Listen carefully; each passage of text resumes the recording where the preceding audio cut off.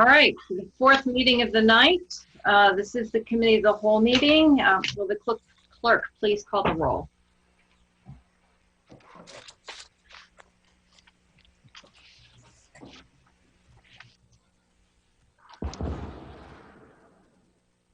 Phyllis, if you're trying to call the roll, you're muted.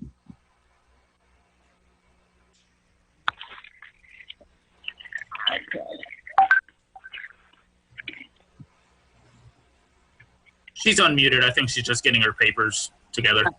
Thank you.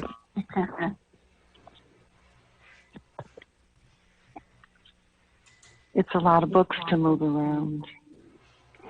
Okay. Mr. Brown? Here. Mr. Colebrook? Here. Ms. Hersey? Yes, here. Mr. Jacobson? Here. Mr. Miller? Here. Mr. Roberts? Here. Ms. Wu? Here. Mayor Marlin? Here. First item on the agenda is approval of minutes from previous meetings for June 1st, 2020.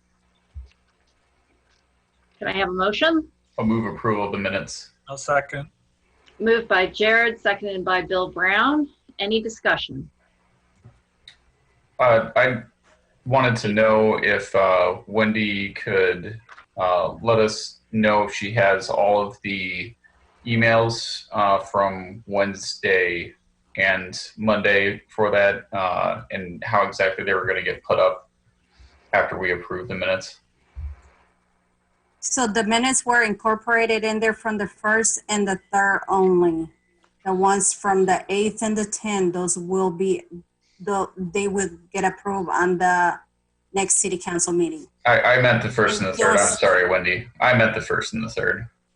Yes, those are already incorporated in your minutes. If you looked at it, you had over 110 pages on there, and that is because you have all the emails incorporated onto those minutes, and they will be posted on the website. Jared, you're muted again. Just wanted to make sure we had all of those in there. All right, any discussion? No? Do we have to do a roll call, Wendy or Phyllis? Every vote. I think so, yes. Okay, all right. Can you call the roll, please? Mr. Brown? Yes. Mr. Colebrook? Yes. Ms. Hersey? Yes. Mr. Jacobson? Yes. Mr. Miller? Yes. Mr. Roberts? Yes. Ms. Wu? Yes. All right, are there any additions to the agenda tonight? Yes, I had one. It would be an ordinance amending the liquor code. It would be to change a liquor license from one classification to the other. So would that be under number 8? It would be number 8, yes. Okay. Do we need a motion in order to add that to the agenda? I believe we do. I'll make that You just motion. that need we- a voice vote on it. I'm sorry, Phyllis? Okay, you just need to make a voice vote on that to add to the agenda. I thought we had to do everything by roll call. Yes. I don't think you need to do that by roll call. That's just adding an item to the agenda. Okay, well, oh, Jim wants to say something. Jim? Due to the recent amendment to the Open Meetings Act that went into effect on Friday afternoon, I believe it was, the language to the new 7(e) section of the Open Meetings Act provides that without distinction, any and every vote must be a roll call vote, as long as there is a declaration of emergency or disaster declaration. We're still operating under a disaster declaration, as loose as it may currently be. So yes, you need a roll call vote for everything, including all the things moving on to city council, or for that matter, with or without recommendation. Okay, so Dennis, we're going to make a motion to include that in the agenda. I did. Thank you. Is anybody second it? A second. Moved by Dennis, seconded by Sharice. Phyllis, would you like to do the roll call? I certainly will. Thank you. Mr. Brown, Yes. Mr. Colebrook, Yes. Ms. Hersey, Yes. Mr. Jacobson, Yes.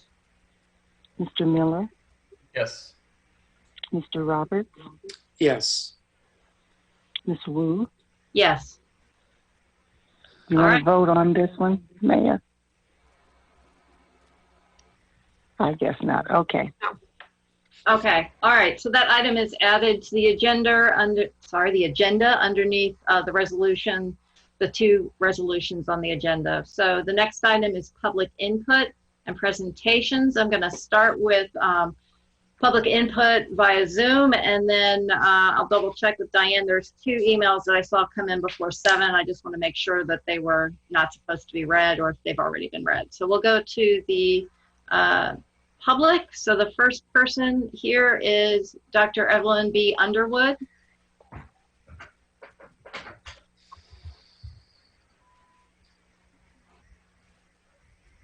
Let's see here. Jason, are you supposed to unmute him or am I supposed to unmute him? They should be unmuted now. Dr. Underwood? Yes, can you hear me? Yes. Yes. Yes. Yes. I did not get an opportunity to email, and there's so much going on, but I have been speaking through my organizations. And yes, I am concerned about what's going on. And I appreciate all the people who are working through their organization and speaking out what I want to do. And it seems so unimportant probably, but it is important to my community to say that we're still concerned about the Dr. Ellis subdivision. And I would like that to still be a part of the record. And I hate to even talk about it with so many important things going on with people dying and all. But I'm sure that people know that I care and I am concerned, and I am speaking through my many organizations and through the marches and all. But I still must say that we're still concerned about the Dr. Ellis subdivision, a sewer problem. And I need to really get that in. So that's what I'm going to say tonight. Thank you very much. Thank you. All right. The next person is Christopher. You have 3 minutes. I'm sorry, I should have said that earlier to Evelyn. Hello, Christopher Hansen from Urbana, Illinois. I am wondering, last week, I think we heard from Mary Alice Wu say something about, let's have some about police reform, and let's have that every week at every. Chris, I'm sorry, you're breaking up. It's hard to hear you. So today, people about police reform, and can you hear me now? Better. A little better, yes. Okay, I'll just try to speak slower and louder. What I was trying to say was last week we heard from Mary Alice Wu that she would like to hear City Council talk about something concrete every week at every City Council meeting about police reform or CPRB reform. And this week we had another day where we had tons of public input with a lot of input from the public, and we didn't hear the council say anything. As far as I didn't hear anyone say anything about the issue. So I'm just here to remind you that many of you have talked about having a dialogue, and it is not at all clear to the public how we're supposed to have that dialogue. It seems very one-sided. So we're waiting to hear from you. We're waiting for that leadership, and we're not seeing it. Thank you. Thank you. Does anybody else wish? Oh, let's see here. There is an Alan. You should be unmuted in a moment. Yes, thank you. So the main thing that I wanted to comment about was that One point in the past from City Council has been that they don't have authority when it comes to dropping charges against Aaliyah Lewis. However, one of the points that has been brought up, and that I am reiterating, is that you can recommend that the charges be dropped. That is well within your authority. In fact, you don't even have to wait for a majority on the City Council to do so. Each and every one of you can make a statement, a public statement for people to cite, saying that you believe that the City of Urbana should be recommending that the state's attorney drops charges against Aaliyah Lewis. We've seen a lot of different tone-deaf actions from the city as an entity recently, including putting photos of Police Chief Seraphin, one singular photo, prominently on the most recent newsletter as a celebration of the protests. Yet those very same protests were calling for his non-reappointment. So the main thing here is we're waiting for what statements and non-statements you are making each and every week. This has been going on for 2 months now. There is nothing stopping you from saying that you, individually or otherwise, believe that charges should be dropped against Aaliyah Lewis. Thank you. Thank you. All right, I believe that is all of the people who are in attendance right now. Diana, I was trying to keep track of the names of the people who had sent in public comment for today, and I had an Aiden Watson Morris that emailed before 7 p.m. I don't know if you were able to read that one. Let me check.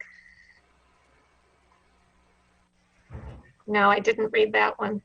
Okay, and then the other one is Alana Ackerman. I believe.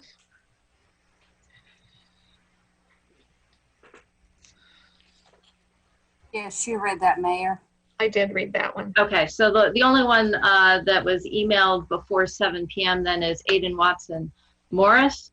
My name is Aiden Watson Morris, and I'm a graduate student at UIUC. I'm emailing to call on the Urbana City Council to meaningfully oppose police brutality in the Urbana community. I stand with community members calling on the City Council to address police brutality in light of recent events at both the national and the local scale. I support calls for the charges against Aaliyah Lewis to be dropped and an independent investigation of her arrest by the Urbana Police to be conducted with the officers who assaulted Ms. Lewis put on leave pending the results of the investigation. Additionally, I share concerns about the Civilian Police Review Board and support the calls for substantial reform that would make this board a more meaningful oversight. The Urbana City Council must address the serious concerns of its community regarding the Urbana Police. Thank you. All right. So the next item on the agenda is, do we have presentations tonight? Do we have one? Chair?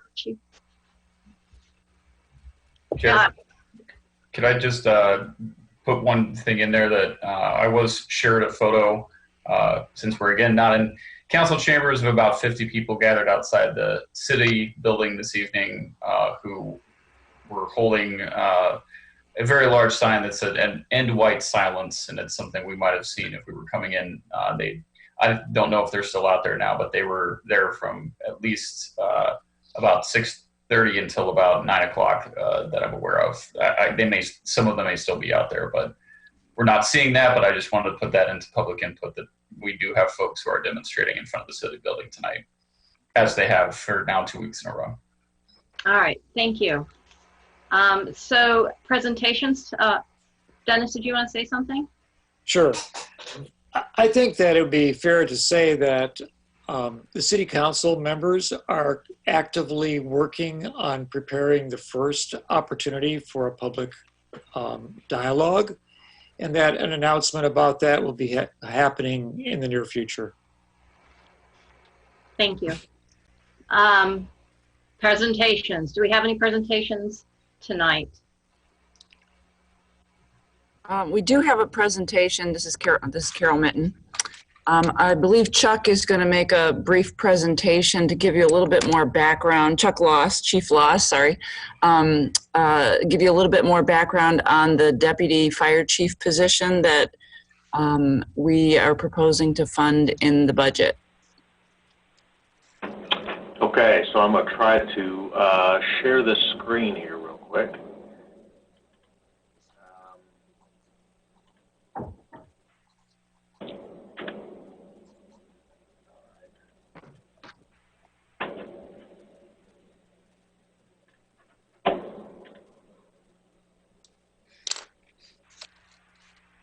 All right, did that? No, unfortunately, we can't see anything. Now something's starting. Yep, something's starting. There we go. Okay.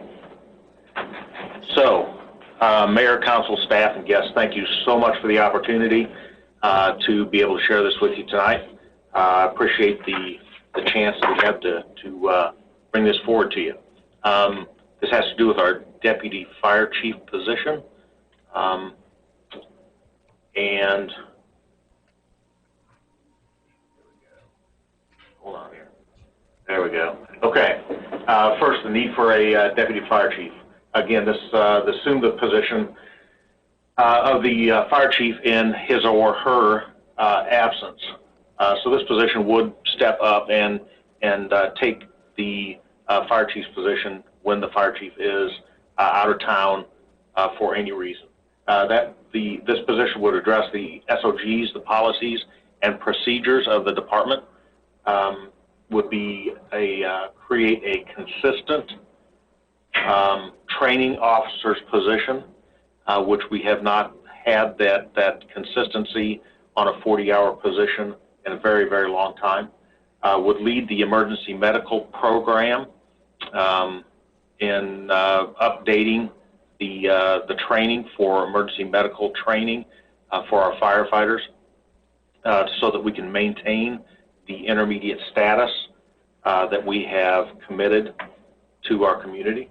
It allows us to manage the administration of the fire department while the deputy chief would focus on the operations day-to-day processes of the fire department. It evenly distributes the current workload by the administration staff, again, that division of labor, helping to make things more efficient on the day-to-day processes. Why now? The organization is flat and unsuccessful in its current structure. When I started here about 18 months ago, one of the things that I did mention was that the organization, as the chart shows, is a very flat organization, and the leadership administration side of things is very limited on the 40-hour side of being able to carry out those day-to-days. There's been really no structural change in this fire department, in the Urbana Fire Department, for the past 20 years. Approximately 20 years ago, a little over 20 years ago, the department had some transition when Champaign Fire and Urbana Fire absorbed the University of Illinois Fire Department. That was the last big change that happened in the Urbana Fire Department, and it has not changed since then. The administrative workload has exceeded beyond what the administration staff can successfully manage at this point right now. There is so much stuff going on, and we continue to absorb programs that we cannot successfully maintain with the administrative staff that we have currently. We're working to build a solid succession plan. We would like to promote our next leadership from within our department. That is our focus, is to train and maintain our leadership staff so that they can be promoted up through the organization. And then, again, develop that strong leadership organization so that we have those strong leaders that can step up. This is the proposed organizational chart that we're looking at this point. The addition to that is adding the deputy chief, between the chief and the division chiefs. The difference with this from what we currently have is that deputy chief position is not inserted there. The deputy chief, again, will serve as number 2 in command. Will have that ability to step into the fire chief's position in the chief's absence. Right now, I rolled 1 week over from last year, have all of my vacation right now because it's just difficult to get out of town and to use that vacation time because there's so much stuff going on. This would help the fire chief, whether it's myself or whoever, moving forward, to be able to get that break, to go to training, to go to out of town for whatever reasons. The responsibilities for this position include serve as fire chief in the absence of the fire chief, supervise the division chiefs, setting goals, doing evaluations, and again, putting those expectations out there so that the division chiefs, again, will grow and be part of that, solid part of that succession plan. They'll oversee the annual review of department guidelines and policies and procedures. This is something that has not, our SOGs have not been reviewed for the past 5 years. We really need to get after some of this stuff and start to define and redefine our guidelines and our policies and procedures. This person will supervise programs, the training program, health and safety program, the advanced emergency medical technician program, and the emergency management.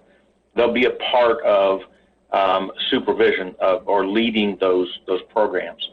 They'll be the coordinator for the special operations, setting up the training, setting up deployments for hazardous materials team and the technical rescue teams, and any other duties that are assigned to support not only the fire chief but the Urbana Fire Department. The value of the deputy fire chief, it provides depth, and again, we're looking at that depth to be able to create efficiency and effectiveness from our leadership team, building a strong foundation for future growth. And again, I cannot emphasize enough that succession plan that we want to put in place so that we can start to build our leadership from within and to promote from within. Distributes the administrative workload, that divisional labor, that being able to delegate and to build and counsel our younger leaders so that they can be strong leaders in the future. A consistent department training program, which is extremely important. Right now, our training officer is one of our division chiefs. Our division chiefs work a 24-48 shift, and the training officer sees one shift at a time. For them to see the other 2 shifts, we have to fill in positions so that they can work the next 2 days. It improves the organizational safety profile by making sure that they are a safety officer on the emergency scene, training opportunities, and at a small part, they're going to reduce some overtime costs when I would have to hire back a person to backfill if I go out of town for any reason. Some of the costs, position does create 1/2 FTE, and that half FTE would be a fire inspector to backfill the elimination of our fire marshal's position. The creation of a deputy chief will come from our fire marshal's position when the fire marshal decides to retire in September of this year. The net recurring cost on this is going to be approximately about $72,000 annually. The other thing that I put on here, the focus of public education program will be reduced with the reduction of the fire marshal position. It's kind of a quick run through. Do we have any questions that I can help answer? You're muted, Mary Alice. I thought I undid it. Thank you. Are there any questions for the chief? Eric? So is the $72,000 incremental cost, that's anticipated to kick in if we create this position, not in fiscal year 20, not in the fiscal year looming, but the fiscal year after that? Or when would that start? This would start, we're anticipating this is going to start October 1 in the budget 2021. So it will be this October 1. The fire marshal retires September 4th of this year. We're anticipating that the promotional processes will take effect, so that we are hoping to be able to put somebody in place October 1 of this year. If I can ask a follow-up, how common is it for fire departments approximately our size to have a deputy chief? Thank you for asking that, because that was one of the things I did want to mention back here on the org chart. This is really consistent to what all other fire departments look like. There is a redundancy or a backfill, if you will, so that the fire chief has got an assistant, whether it's deputy chief, assistant chief, whatever that verbiage is that they use. It's also consistent from within our own organization. Our police department looks very similar to this. They have that number 2 in command. So this org chart that is showing right here is consistent across the fire service, also consistent internally with our comparable internally. And is it also quite common that when a fire chief retires or leaves, that the deputy becomes the interim chief while a permanent one is looked for?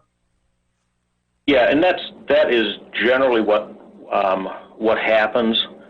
Is the number 2 in command becomes interim, and many times because of a succession plan, because of building your leadership, that number 2 person becomes your number 1 person. Again, from being able to promote from within. Yeah. And promoting from within is, I mean, this is going to cost a bit each year, but promoting from within is generally a lot cheaper than doing national searches. Generally, yes. All right, Dennis, did you have a question? Well, I don't know. As I remember, we did actually create a new level of promotion within the department about 6 years ago when we created the lieutenant positions. But I'm not real sure that I'm remembering this correctly. But I remember we had a discussion about that, and I think that's how the lieutenants were created, to allow promotion from within the department and personal growth. Of course, I don't think Chief Loss would remember that because he wasn't here. No, I would not. That's fine, though. Thank you. You bet. All right, does anybody else have any questions for the chief? So I guess I could ask my own questions. I Sure. have one about, you had mentioned that the public education would be decreased. I'm wondering if you could speak to what that entails. Sure. Right now, our fire marshal is into the Urbana school district's schools very regularly. By reducing the fire marshal's position from a full-time to a part-time, we have to look at things that we're going to slim down. I mean, things that we're not going to be able to do because of that. So we have to look at our priorities. Our priorities are our fire prevention permits, making sure that those are completed, code enforcement, plan reviews, working with community development department and doing some of the plan reviews to assist with that. So we had to look at things that we were going to, how we're going to restructure this a little bit with that part-time person. and this was one of the things that we scaled back from that fire inspector doing any of that. So primarily the work that the current fire marshal does when he goes into the schools to talk about safety and how to act, the stop, rock, drop, and roll that we normally hear. Is that correct? And then I think that there is a week, a fire safety week at used to be at Lincoln Square. I don't know if that's still there, but are there plans to cut that as well? No, our Fire Prevention Week is something that nationwide is always supported, and we'll continue to put some of our firefighters that are working 24, 48 shifts. We'll put them on that project so that we don't lose Fire Prevention Week.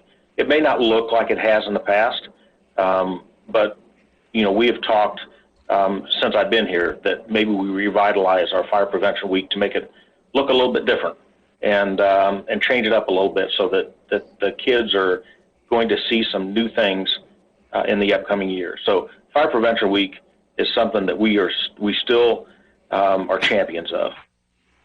Okay, all right. There's no further questions for the chief at this time. I don't see anybody raising their hands at me. Okay, it is 10:25, and we still have all of the staff reports and the resolutions. Thank you, Chief. I'm sorry. Thank you for your presentation. I appreciate it. You bet. Thanks for the opportunity. I'll make a motion to extend the meeting by 30 minutes to 11 o'clock. I'll second that then. All right, there's a motion on the floor to extend the meeting until 11 o'clock. Is there any discussion? So I guess I don't know if I'm allowed to say this. Jared, would you take the chair first? No, sorry, Eric. There you are. Eric, would you take the chair for a moment? I'm happy to, yes. Thank you. And Mary Alice, I'd be happy to recognize you. Thank you. So I'm curious, we've got the capital improvement plan, we have the collective bargaining agreement. Are there other staff reports? I'm trying to ascertain whether or not we can get through it in 30 minutes. Nothing. There's nothing else except the ordinance that the mayor mentioned about amending the that one liquor license. Okay. All right. Thank you. Eric, I'll take the chair back if that's okay with you. Mary Alice, I'd be happy to give you the chair. Thank you. All right, so that motion was made by Jared, and who seconded that motion? I made the motion, Dennis Roberts. Oh, I'm sorry, Dennis made the motion. Okay, will the clerk please call the vote?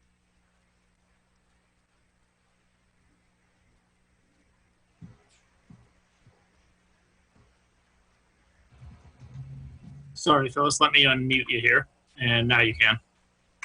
Okay, Mr. Brown, Yes. Mr. Colebrook, Yes. Ms. Hersey, Yes.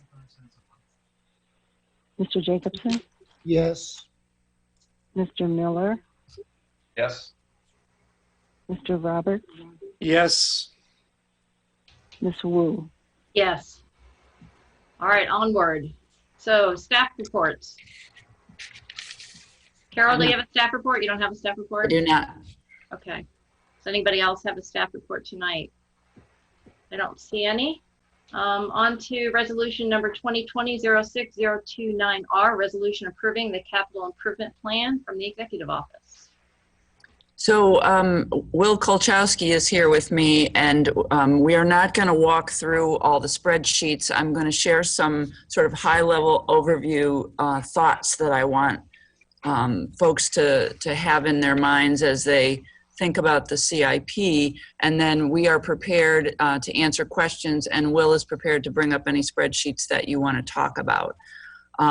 I wanted to emphasize that we've been doing these long-term studies, and the CIP reflects what we have so far, and it will continue to reflect that. So you see the full impact of the facilities master plan in the CIP that we've proposed, and then we will continue as we finalize the stormwater master plan, and we have some of the information on the pavement condition index, but we haven't been able to fully integrate that. But you will see that going forward, that we're building on these studies that have told us the status of our infrastructure. In the coming year, particularly on the transportation side, we're prioritizing studies and design development so that we can be ready for external funding opportunities. I want folks to understand and remember that the CR&I fund is the only source of funding for facilities unless there is grant money available. But these funds that have recurring revenues are not available for facilities. So that puts a lot of pressure on that fund, and the CR&I fund is replenished using general fund dollars. There is no way to pay for the implementation of the facilities master plan without borrowing.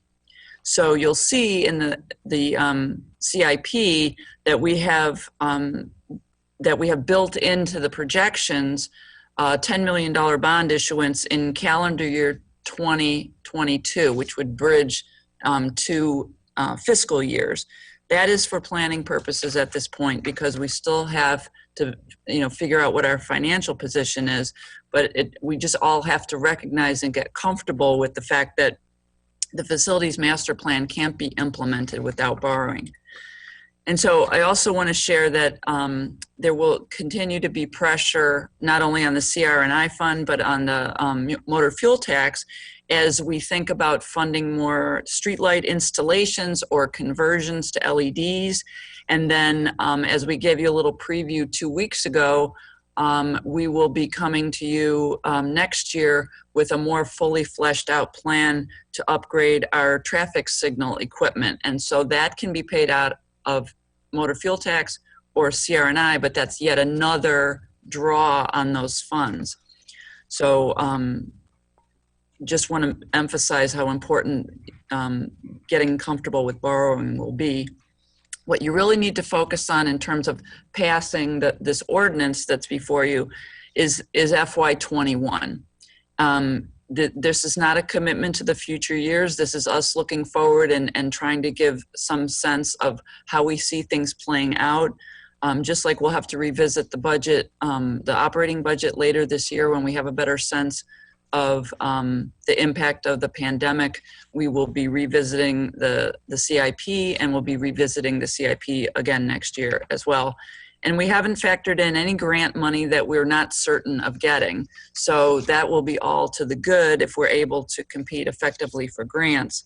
And I do want to mention, even though this is not something that the city is going to manage, but we're fairly certain of getting the SPR grant, the statewide planning and research grant, to do the initial study work for Florida Avenue between Lincoln and Vine, and that will be managed by the Regional Plan Commission.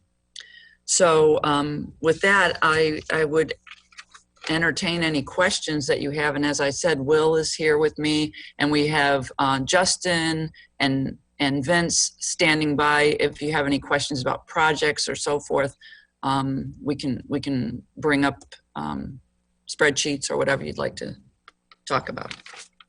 Thank you. Questions for Carol or other staff? Bill Brown.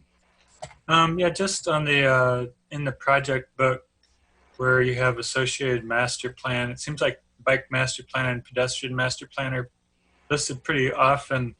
Is that just because, like say, pedestrian master plan indicated there were some ramps that needed to be fixed on Fairlawn Drive, or are there? I don't even remember if that's a bike route. How did you decide whether to use whether to put those in the associated master plan? You want to take that one? Will's going to answer that question. Will's going to answer it? All right. Will? All right. So that one is if the transportation project kind of addresses some component of one of the master plans. If the master plan calls for something, ramp work, or if the project kind of touches a component of the plan, that's how the plan gets into the project book. So it's not necessarily direct correlation But if it kind of touches it, it gets in there. So is that just kind of in there as a reminder when we get to the engineering of that project to consult those plans? Yeah, and I think it's also, the project book is part of like, why are we doing it? Well, it's in our plans, or, there's something in the plans that say, that we should be doing long term. So it's kind of also a reminder of the justification. Okay, because some of those do have priorities already within their own plan. I don't know how closely those priorities are aligning to our capital improvement plan priorities. Did you guys look at that at all? What I would say about that is we were very focused on condition at this point, but we also, you'll note from under the other in some of the project pages, you'll see that one of the associated master plans is the SCIL report, which is the selected crash intersection locations. And for every one of those that's in Urbana, there is a project associated with it. So safety has been a big factor also in setting this initial set of priorities. Okay, that's great. And I'll just point out that we haven't actually approved the pedestrian master plan yet. I don't think that's come to council, but it will soon, I guess. Yes, one of these days. We should have said draft or unapproved or something like that. Thank you. Dennis? Yes.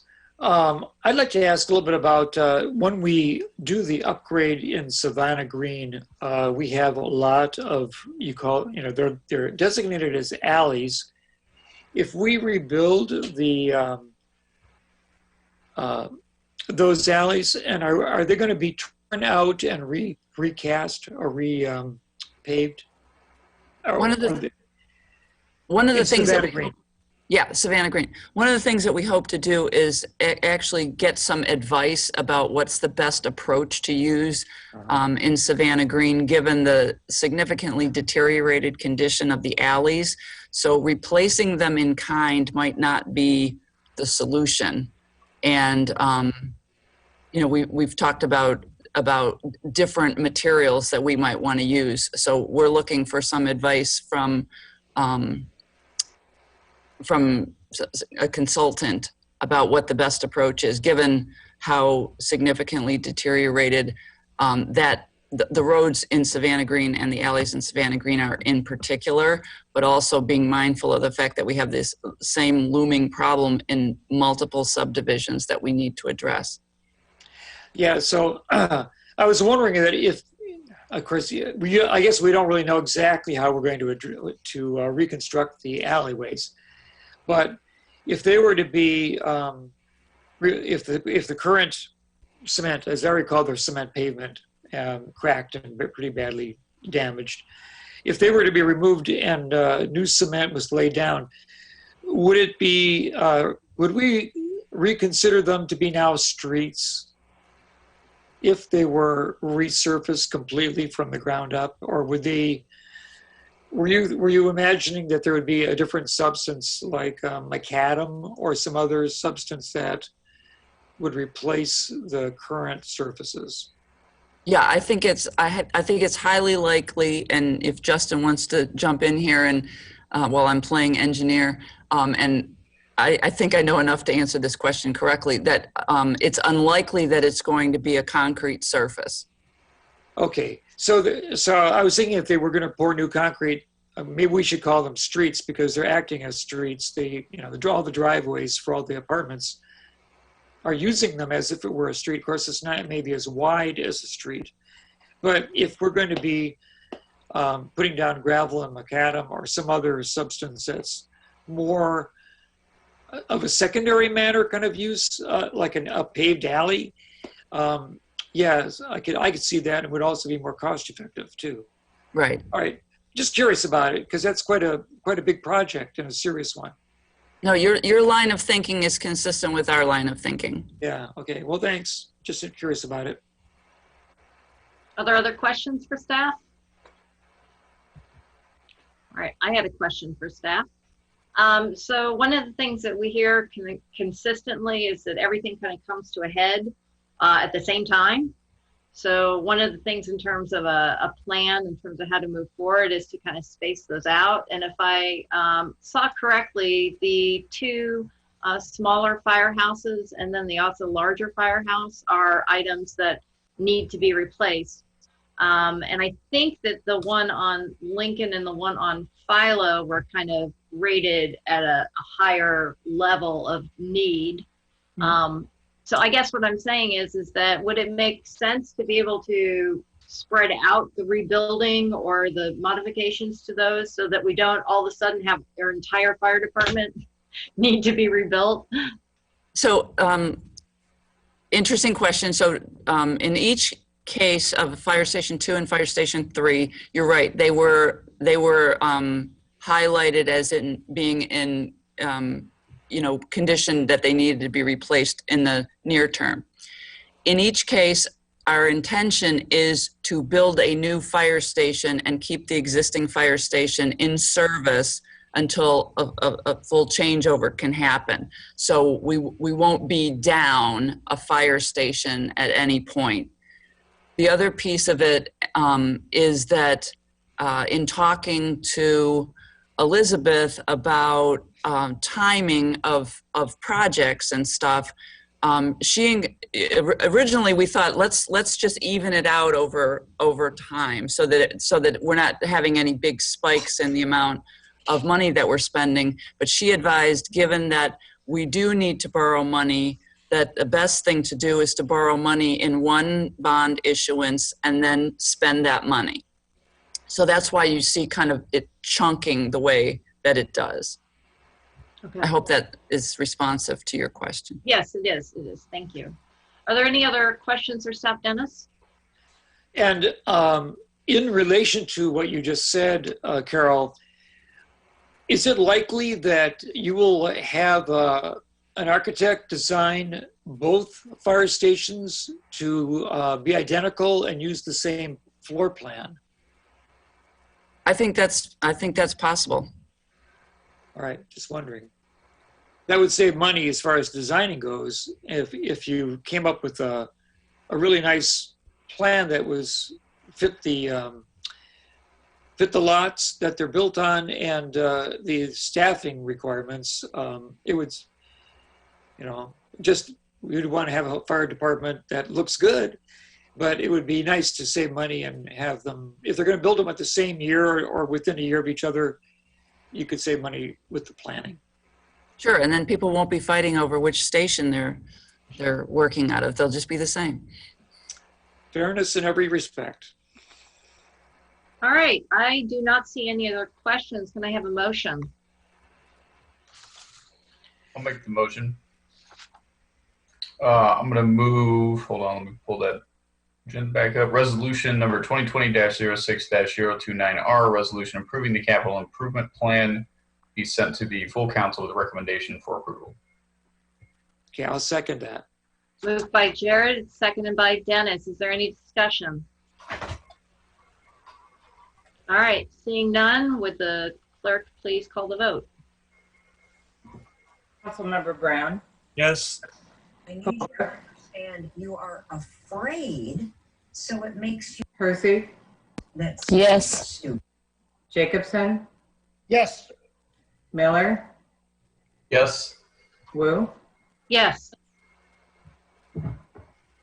That goes on to City Council with a recommendation for approval. Just for the record, there was a background noise, and I don't know that I ever heard my name, but I'm a yes as well. Thank you, Bill. As am I, Dennis Roberts. Yes. All right, do you have a full accounting, Phyllis, of everybody who voted? I do. Thank you. It's Kay. Oh, Kay. You're on. Phyllis's phone died.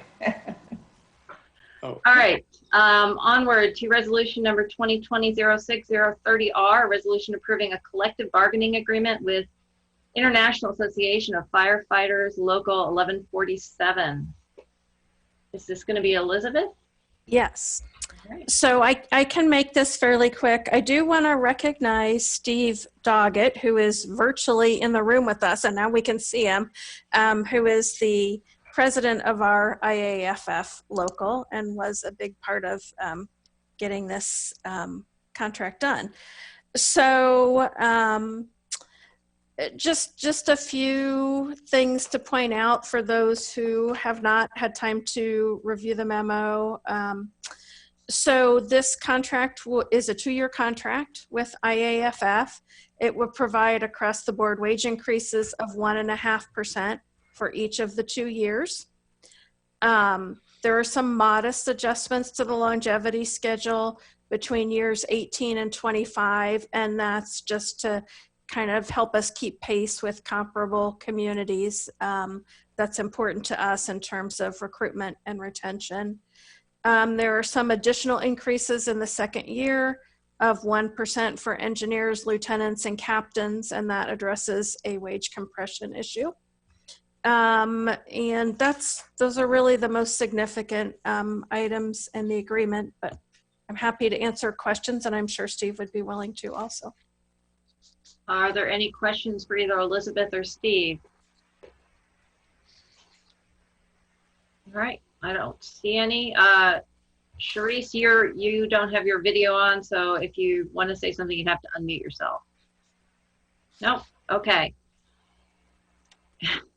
So I would make a motion.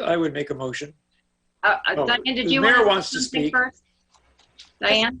Just wanted to give a thank you to both the union's bargaining team and the management's bargaining team. As we noted earlier, this contract was done, I think, in 4 bargaining sessions. Both sides came prepared. Both sides were trained. And I truly appreciate the very productive way in which this was concluded. And just for the public's knowledge, in years past, we hired outside counsel, outside legal team to do these negotiations, and sometimes it could be very combative and drawn out and expensive. So when we brought this in-house, it really has changed the tone and the ability to get these done. So I appreciate the hard work on both sides. Thank you. Dennis, were you wanting to make a motion? Yeah, we've learned that due diligence was done on both the